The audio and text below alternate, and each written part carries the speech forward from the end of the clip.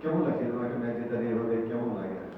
না, অবভিয়াসলি দেখেন এই ম্যাচটা জেতার পরে মনে হচ্ছিল যে লাস্ট টি-20 আমি যেটা খেলেছিলাম ইন্ডিয়ার সাথে একটা ওয়ার্ল্ড কাপের ম্যাচ ছিল। ১ ওভারে হয়তো ২০ রান দরকার ছিল। তো আমি মনে হয় ১৫ বা ১৬ নিতে পড়ছিলাম। লাস্ট লাস্ট বলে হয়তো ৬ হলে ম্যাচটা জিততাম। এনিওয়ে ৬ হয় নাই, ৫ রানের পরে হেরেছিলাম। তো এটা আমার কাছে সবসময় একটা জিনিস বড় থাকে যে ওয়ার্ল্ড কাপের মতো এরকম সময় ওই ম্যাচটা আসলে যদিও ২০ রান লাগতো, ২০ রান অনেক রান, বাট তারপরে অনেক ক্লোজ গিয়েছিলাম। যদি শেষ করতে পারতাম ভালো লাগতো, বাট আলহামদুলিল্লাহ অবভিয়াসলি যেটা বললাম যে রেসপেক্ট দেওয়ার মালিক আল্লাহ। আর অবশ্যই আল্লাহর কাছে শুকরিয়া আদায় করতেছি টিমের জন্য কন্ট্রিবিউট করতে পারছি।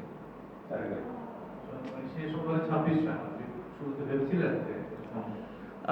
না, যখন আগের ওভারে যখন নেমেছি খুশদিল ২টা ৬ মারলো, তখন ও বলতেছিল যে এই ম্যাচ জেতা সম্ভব। ইভেনচুয়ালি রাব্বি যখন আসলো লাস্ট ওভারে ২৬ রান লাগবে, রাব্বি ভাইয়ের সাথে কথা বলতেছিলাম কমিউনিকেশনটা। তো তখন রাব্বি ভাই বলতেছে যে তুমিই খেলো ৬টা বল, তুমি যদি আমার কাছে মনে হয় যে ইনশাল্লাহ ভালো শেপে থাকলে মারতে পারলে হয়ে যাবে। তো তখনই আসলে ওই জিনিসটা আমাদের কমিউনিকেশনের মাধ্যমে হয়েছে। তারপর যখন ফার্স্ট বল ৬ হয়েছে তখন আস্তে আস্তে ওই বিলিভটা আরও বেড়েছে যে ইনশাল্লাহ সম্ভব। ওই অস্কার ইন্টারভিউয়ের যে ঘটনাটা আপনি যে নামকে জিজ্ঞেস করলেন যে একটা ব্যাখ্যা দিয়েছে, আপনারও কি একটু কনফিউশন ছিল কিন্তু আপনার মনে হচ্ছে যে আপনি আউট হয়ে যেতে পারেন? আহ, নরমালি সে এরকমই হয় আর কি। না, অবভিয়াসলি দেখেন ওই সময়টা যেটা হয়েছে কোনো ইন্টেনশনালি কোনো কিছু করা হয় নাই। জিনিসটা আমিও রান নেওয়ার জন্য যাচ্ছিলাম। আর আমি চাচ্ছিলাম ওই সময় স্ট্রাইকটা নিতে।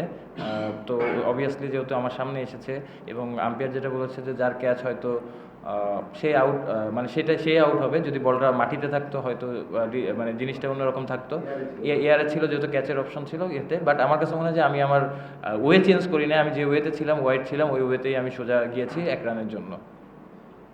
শেষ দুই বলে কি চলছিল, মানে অফসাইড পুরোটা খালি করে দিয়েছিল, আর লাস্ট বলে পিছনে দিয়ে কোনো ফিল্ডার ছিল না। যখন এক বলে ২ রান লাগতো তখন দুই দুই নেওয়ার পরিকল্পনা ছিল নাকি বড় শট খেলারই পরিকল্পনা ছিল? না, বড় শটের পরিকল্পনা ছিল যে অবশ্যই আল্লাহর উপর বিশ্বাস রেখে যেটা হবে যে আমি ওইটাই চাচ্ছিলাম যে ১-২ ওইরকম কিছু না, যাতে যদি আমার জোনে পাই তাহলে ওভার বাউন্ডারি মারবো বা বাউন্ডারি হোক, এই অপশানেই যাচ্ছিলাম। ম্যাচের শেষে একটা ঘটনা একটু উত্তেজনা দেখলাম, এটা যদি বলতেন কি?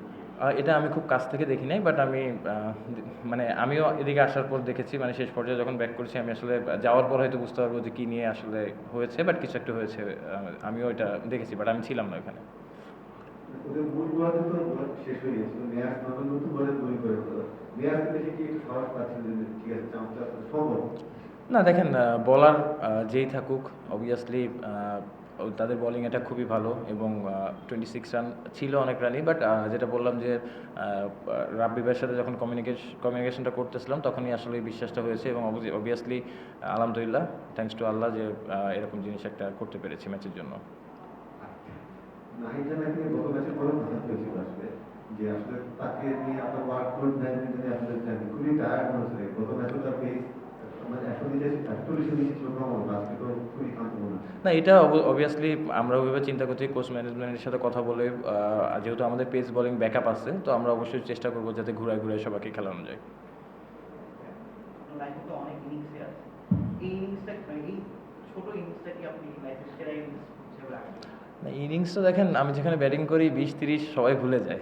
এটা নতুন কিছু না, এটা এরকম কিছু না, বাট হ্যাঁ অবভিয়াসলি সব থেকে বড় যে জিনিসটা টিমের জন্য কন্ট্রিবিউট করতে পারতেছি, এটা আলহামদুলিল্লাহ। এবং হ্যাঁ অবভিয়াসলি যেহেতু টিম জিতাতে পেরেছি, one of the best innings আমার। শর্ট ম্যাচে মোটামুটি সবই ছিল, দুই দলের ক্রাউডও ছিল, ২০০ কাছাকাছি রান, তারপর হচ্ছে ওভারে ৩ উইকেট, অফটা কিংবাপি উত্তেজনা, তারপর আপনার ৩০ রান দিলেন ৩০।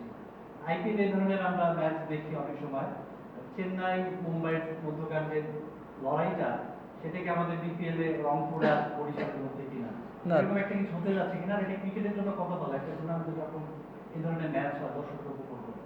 না, অবভিয়াসলি দেখেন রংপুর এবং বরিশাল, ওদের যে ক্রাউড আছে অবভিয়াসলি তাদের ক্রিকেটের প্রতি ইমোশন অনেক। আমি জানি যে হয়তো বরিশাল থেকে অনেকে এই খেলা দেখার জন্য এসেছে, at the same time Rangpur থেকে অনেকে ট্রাভেল করে এসেছে এই খেলা দেখার জন্য।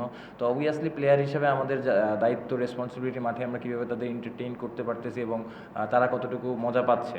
অবভিয়াসলি দেখেন বাংলাদেশের ক্রাউড অনেক বেশি ইমোশনাল ক্রিকেটের উপরে। তো এরকম যত ম্যাচ হবে আমার কাছে মনে হয় যে ক্রাউডটা আরও বেশি এনজয় করবে। আর অবভিয়াসলি ক্রিকেট জাস্ট একটা খেলা, এটার মাধ্যমে অনেকে এন্টারটেইন করে, অনেকের হয়তো লাইফের অনেক প্রবলেম থাকে, এই খেলার মাধ্যমে হয়তো ওই জিনিস ফ্রেশনেসটা আসে। তো আমাদের কাজ হচ্ছে ক্রাউডকে এন্টারটেইন করা, এবং যতটুকু ভালো আমরা আসলে অবশ্যই কোনো সময় খারাপ যাবে, কোনো সময় ভালো যাবে, বাট প্রসেস থাকে যে কতটুকু ভালো করতে পারি টিমের জন্য, এটা ইম্পর্টেন্ট। সোহান, একটা হচ্ছে বাইরের প্রশ্ন করি, সেটা হচ্ছে না এখন হচ্ছে শান্ত হচ্ছে যে টি-20 যতদিন তো ছেড়ে দিয়েছে, আর সবথেকে প্রশ্নটা করার কারণ হচ্ছে আশরাফুল ভাইয়ের সাথে কথা বলবো, উনি বলছিলেন যে টি-20তে আপনাকে অধিনায়ক হিসেবে চাচ্ছেন। এখন যদি আপনাকে অধিনায়ক হিসেবে চায় তাহলে আপনি কি প্রস্তুত কি আপনি কি চাচ্ছেন? আমি তবে বিপিএল এর রংপুর রাইডার্সের ক্যাপ্টেন্সি করতেছি, ফোকাসটা পুরোটাই এখানে।